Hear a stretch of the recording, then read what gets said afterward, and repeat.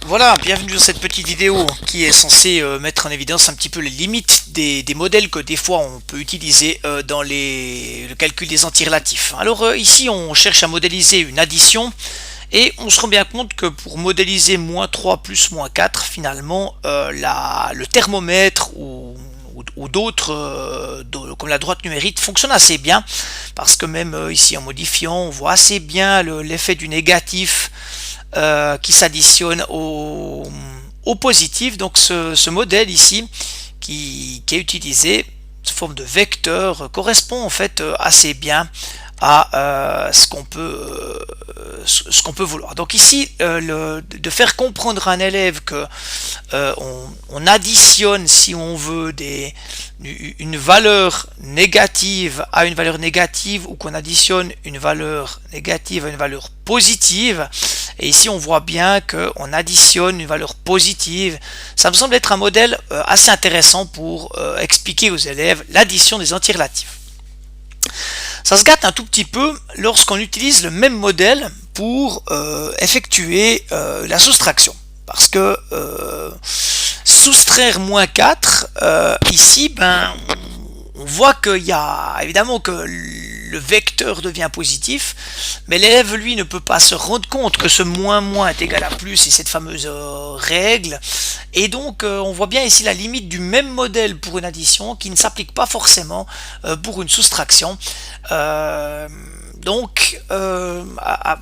dirais grande limite, et là on voit bien l'utilité de vraiment faire comprendre à l'élève: tu as une dette de 3 francs, t'enlèves une dette de 4 francs, donc au lieu d'avoir une dette de 7 francs, je t'ai fait gagner 4 francs, donc finalement tu en ressors avec le gain de 1 franc. Est-ce que c'est un bon modèle? On ne sait pas, mais en tout cas, le modèle d'avant, ici, il y a une boîte noire dans ce modèle-là. Vous avez aussi une autre écriture qui est l'écriture -3, -4, qui est celle-ci. Et là, en fait, on voit que de nouveau dans ce cas-là, ça fait le job. Ça fait le job, mais donc le modèle est bien limité.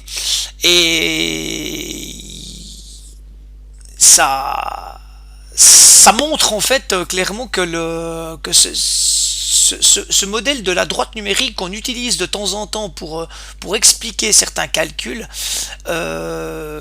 reste assez compliqué à appréhender par l'élève, parce que l'élève ne sait pas vraiment exactement quand il doit l'utiliser. On va passer sur la multiplication de deux nombres négatifs, et on peut voir, il existe des modèles de ce type-là, et qui sont vraiment, à mon avis, dangereux, enfin, qui le sont clairement.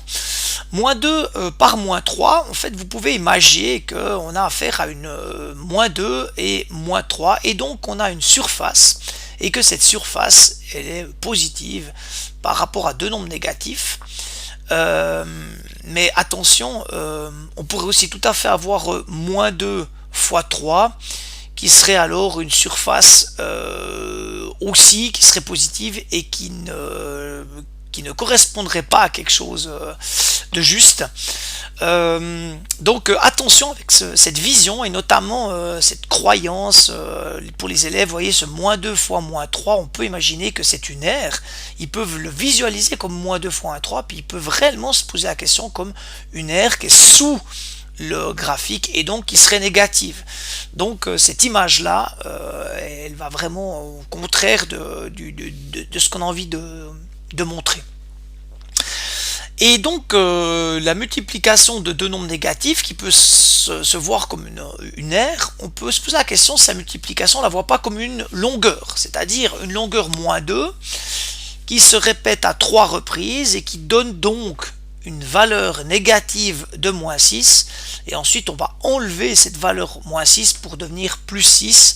Donc ici on a plus affaire à une question de priorité d'opération, où le -3 ici avec cette parenthèse, on peut enlever la parenthèse, on peut faire comprendre à l'élève que c'est 3 fois -2, et 3 fois -2, ça a du sens de dire -6, et -6, alors là de nouveau ça se complique comme avant, et évidemment -6, on enlève une dette de -6 et on obtient un nombre positif. Donc ici on voit bien la limite des modèles dans ces cas-là.